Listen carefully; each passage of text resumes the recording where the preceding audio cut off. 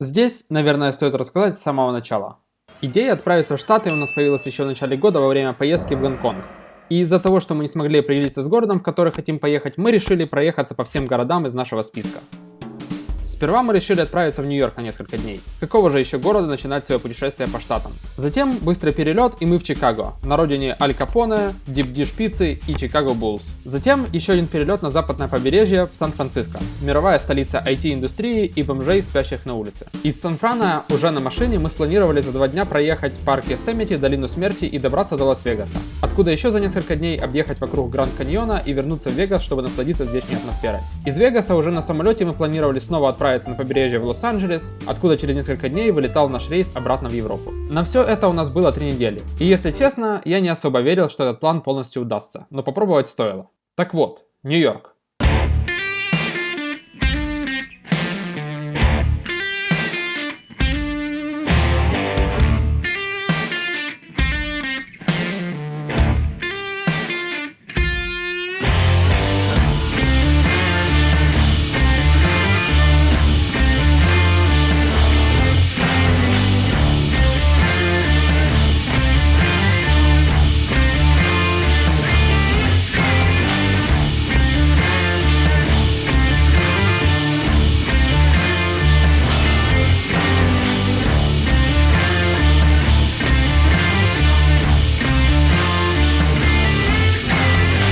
Мы доехали на водном такси до станции под названием Дамбо. Здесь есть небольшой парк между мостами.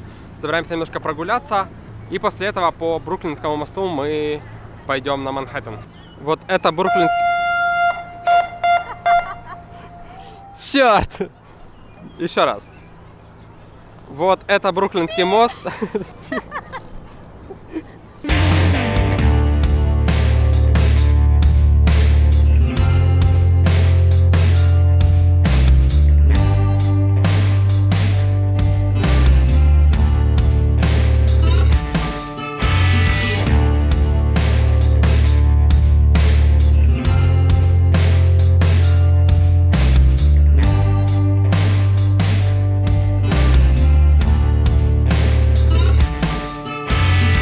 Вот это место возле Бруклин-бридж и Манхэттен-бридж, прямо между ними, там есть такой парк и райончик вокруг, очень крутой, реально здесь просто чисто убрано, очень много всяких таких кафешек, театров разных.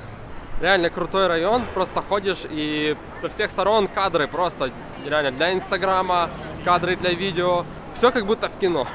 Вообще Нью-Йорк сам по себе такой город, в котором снималось множество фильмов, поэтому нам он как-то подсознательно довольно знаком. Ты когда прям гуляешь по улицам, такое ощущение, что ты уже когда-то где-то это видел. Возможно, видел в каком-то фильме, возможно, просто типичные строения, улицы, они похожи.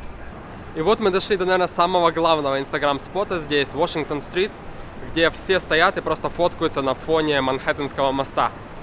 О, здесь фотографов прямо уже хватает. Вполне вероятно, что вы видели уже этот кадр где-нибудь в Инстаграме. В общем, вот он. Нельзя побывать в Нью-Йорке и не сделать себе пару фоток вот здесь. Ты, может, это... Глянь, что там вообще видно.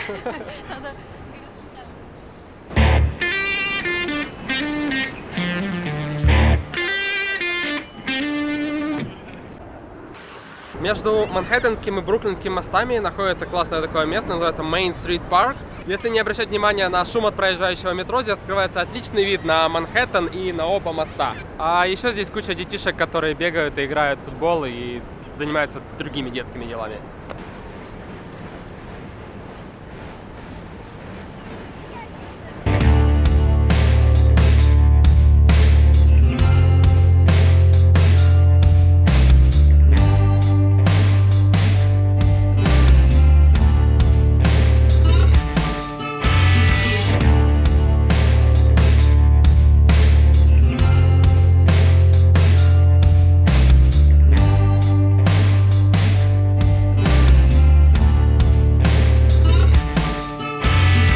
Везде, конечно, значительно больше людей, чем я думал.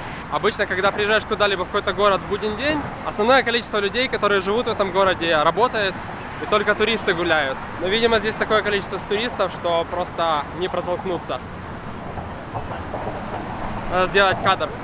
Ну, а дальше мы планируем дойти до Манхэттена, и там уже, если честно, у нас нет никакого плана. Мы не собирались ходить по туристическим местам.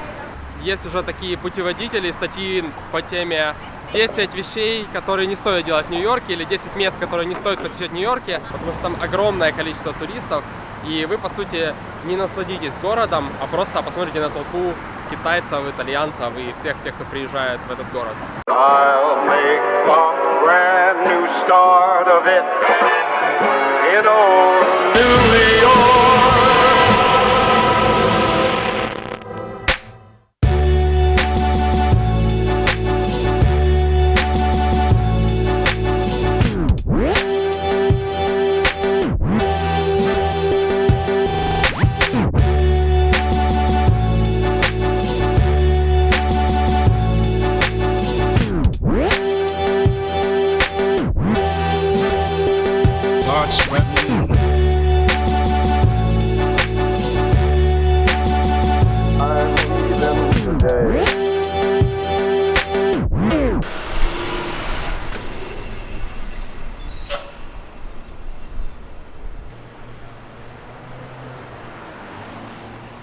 Вот так вот фанаты Кейси Найстеда, видимо, пришли хотя бы двери сфотографировать.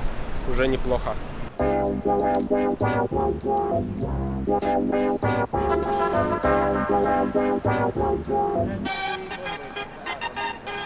В общем, информация для фанатов Кейси Найстета. Если вы хотите поселиться где-то поблизости, то вот есть здесь Бродвей 365 и 367, которые находятся прямо напротив его офиса. И эти здания тоже сдаются. То есть можно арендовать себе, сделать студию напротив его офиса. Главное, чтобы у вас денег хватило.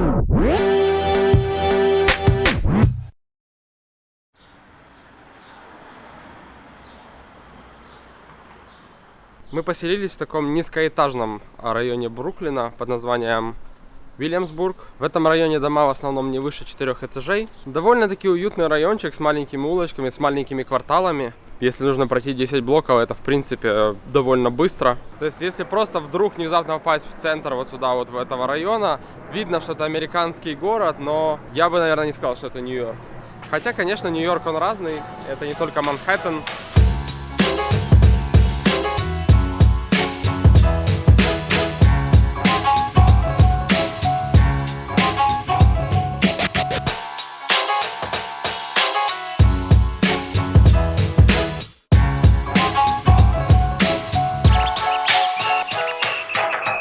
Сегодня в субботу в районе Дамбо здесь стоит такая вот будочка, раздают бесплатные хот-доги. И даже уже выстроилась очередь за бесплатными хот-догами, в которые решили стать и мы. Попробуем, какие на вкус они, нью-йоркские хот-доги.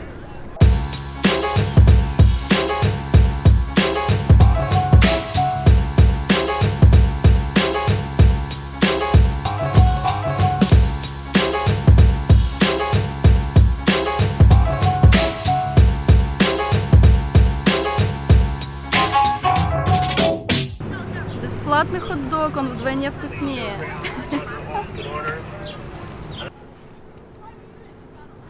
Сосиска вкусная. Вкусная сосиска, мягкая булка. Кетчуп, майонез, горчица. Хот-дог. Давно, кстати, я такого не ел. Потому что дома как-то на хот-доги не налегаешь. А здесь за бесплатно. Почему бы нет?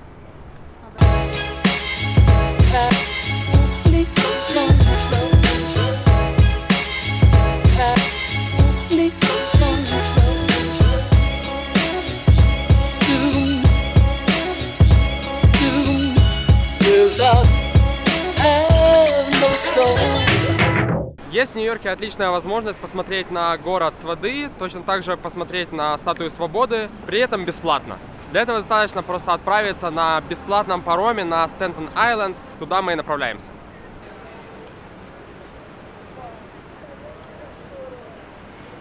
В общем, мы находимся в терминале. Честно говоря, без понятия, когда приедет следующий паром.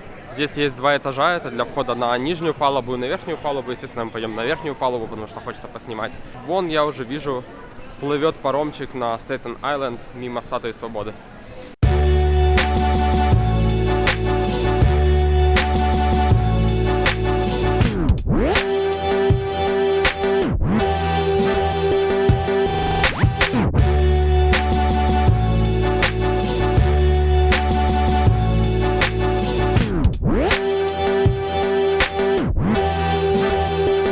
Blood sweating. I'm leaving today. В общем, как только вы прибыли на Стентон-Айленд, можно смело идти на паром в обратную сторону и плыть обратно. Потому что делать здесь особо нечего. Эти все люди только что вышли с парома, на котором мы приплыли, и собираются уезжать обратно. 1,5-2 часа времени, и вы снова на Манхэттене.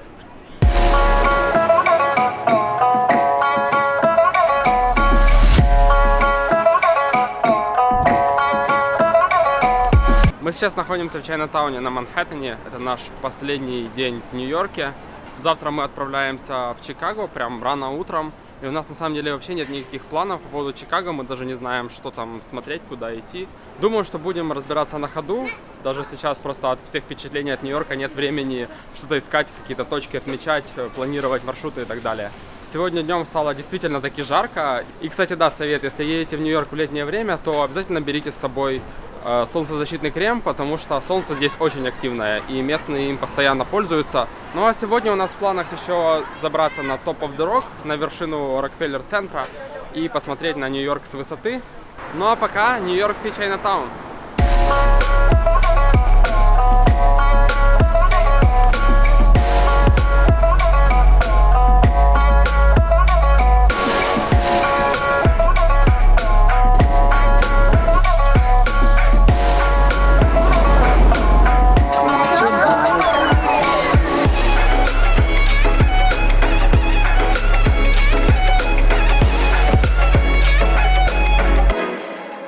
После прогулки по Чайнатауну стало так интересно, сколько всего своего родного они сюда притащили. Да, могли бы тут есть гамбургеры, хот-доги, но нет, притащили, готовят национальную еду, все свою продукцию. И стало даже интересно, что если съездить на Брайтон-Бич и посмотреть, что вообще у наших людей. Пельмени, семки, водка, балалайка, не знаю.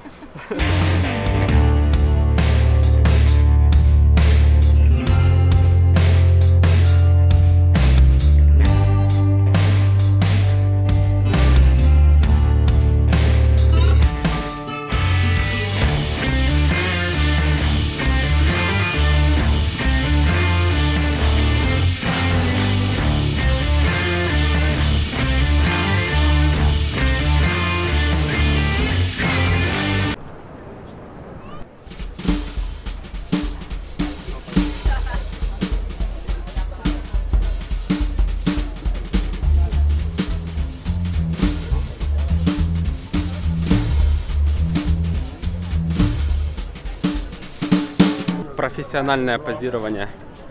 У нас просто нет шансов сделать крутую фотку на Top of the Rock. Народ, видимо, занимает места и будут ждать заката. Солнце, в принципе, еще высоко, поэтому мы, пожалуй, пойдем поедим и просто поднимемся второй раз. Потому что у нас есть билет на 2 раза. Всего-навсего $8 сверху. И не нужно сидеть 3 часа на крыше.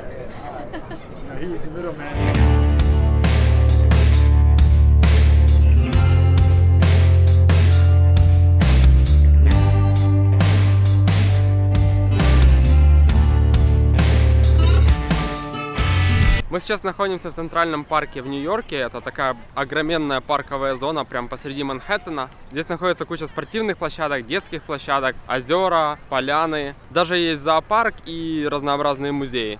Вообще, если посмотреть на Манхэттен, то он пересекается улицами вдоль и поперек. Вдоль улицы длинные называются авеню. Те улицы, которые поперек, так и называются стрит. И часто даже не заморачиваются с их названием. Их просто нумеруют: первая авеню, вторая авеню, третья авеню. То же самое с улицами. Так вот, Центральный парк растянулся от 59-й стрит до 110-й. То есть он занимает такую огромную площадь острова Манхэттен. И здесь действительно чувствуется простор. То есть только что мы были в так называемых каменных джунглях. Теперь попадаешь в парк и понимаешь, что здесь куча пространства, много зелени и не так много бетона,